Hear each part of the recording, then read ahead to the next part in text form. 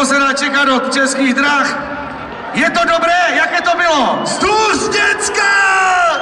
Rudo, je to tvoje!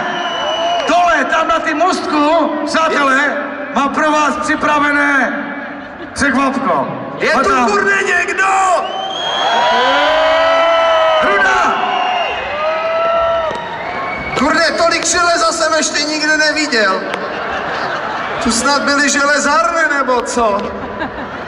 To tu mohl postavit tak Gottwald. Raz, dva, tři. Slyšíme se, děcka? Já bych chtěl poprosit ti, co jsou vzadu, aby šli dopředu, jo? Bo jinak, jak se říká, budete úplně v říti.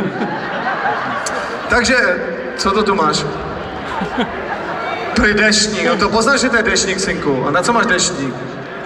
Kude v železárnách nepotřebuješ deštník, ty. Děcka, zaberte tu pavučinu, vidíte to? To je pavouk z 1836, čumte na to. To je masakr, normálně dívej. Repoval Ostravu. Takže děcka, abych vás... Drž to, víš, ne? Kurde, není na mě vidět, tak. No. Dobré, už jdou davy, jasné? Počkáme ještě. Jinak bych chtěl pozdravit ten fajný balkon VIPčko, jo? Vzduch, pane primatore. Jinak, pane primatore, potřeba bych sponzora, jo? Díky. Ne, no tak primátor je můj kámo, že? Fotr s ním rubal na Hlubíně. Ještě než zrobil maturitu, no. Takže děcka, bych chtěl zaspívat první taky fajný song, Kermičorka, taká baba. Strašně mě měla ráda, já jsem u mě tež strašně ráda a ona mi zdrhla s takým zrzavým hlenem z Irska. No. A ten song se v originále jmenuje Markéta.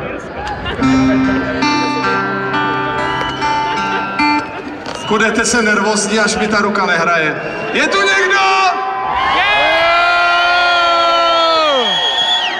Kurde, to bylo lepší jak na bazálech. Dobré.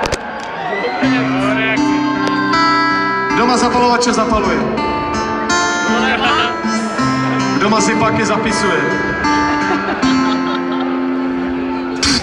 Šel jsem